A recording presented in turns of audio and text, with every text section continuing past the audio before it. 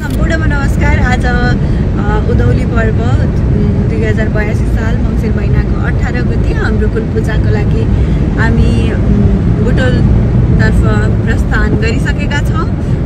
अब छिटै नै हामी कुलपूजाको स्थानमा गएर फेरि पनि भ्लगिङ गर्नेछौँ।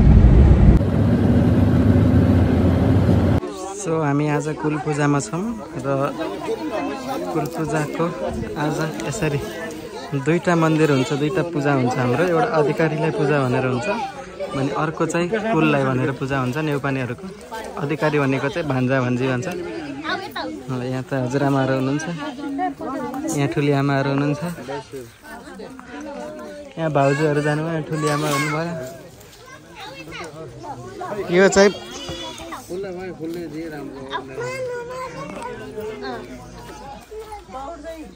कुलपूजाको बारेमा के भन्न चाहनुहुन्छ? के थाहा छ तपाईहरुलाई कुलपूजा भनेको? हामीले मासु खान पाइन्छ, मजा हुन्छ। कुलपूजा भनेको के हो त खासमा? बाख्रा काट्ने। बाख्रा काट्ने हो? पूजा भन्ने त कहाँ बाख्रा काट्ने मात्र हो र? को ग्यादर हुनु भएको छ त यहाँ नि? तपाईहरुको के थर हो भन्नुस् त? दुईटै नेउपाने हो? पहाड घर कहाँ हो नि? गुल्मी कहाँ हो नि? ल हेर, अनि सबै यहाँ त दिगामकै हुनुहुँदो रहेछ त। अनि तपाईहरु त आफन्ती हो कि क्या हो सबै? त्यसो भए तपाई त यहाँ भित्र ल्याउन मिलेन। ल अनि आफन्तीको भेला रहेछ नि त कुलपूजा भनेको, हैन हो? एउटै कुलको एउटै ठाउँको मान्छेहरू बसेर खाने, पार्टी गर्ने, फ्यामिली पिकनिक, हैन? Nice to meet you. कुन स्कुलमा पढ्नुहुन्छ तपाईँ? कति क्लासमा? 6 4। म पनि इन्भाइरोमेन्टमा पढेको नि। ल ल ठुली आमा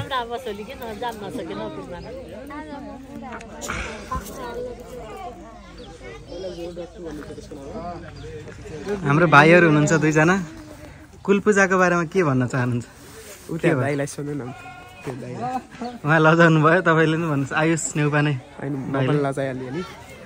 के होला त कुलपूजा भनेको? जे थाहा छ त्यही भन्दा हुन्छ। हाम्रो कुलदेवी कुलदेवताको हामीले सबै मिलेर पूजा गर्ने हो, मेरो अनुसार त्यही। अनि यहाँ हामी को जम्मा भइरहेछौँ? यति धेरै मान्छेहरू हुनुहुन्छ, सबैजना के भन्न चाहनुहुन्छ? यहाँ अब हामी सबै नेउपाने परिवार हजुर सबै जम्मा भएका छौँ। ल धन्यवाद।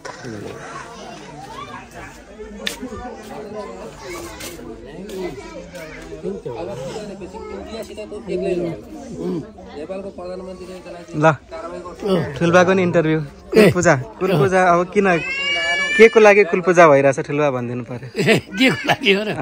के को लागि हो भने हाम्रो धर्म संस्कृतिको लागि। अरू कुलपूजामा को आछौँ हामी यहाँ? हामी सबै नेउपाने वंश दाजुभाइ जति। दाजुभाइ जति दिगामका। ल दिगामे खचेली पार्टीहरू। खचेली ठुली आमालाई भाउजूले नि भन्दै हुनुहुन्छ नमस्ते। ल कुलपूजाको नयाँ मेम्बर र भाउजू कस्तो लागिरहेछ कुलपूजामा आउँदाखेरि?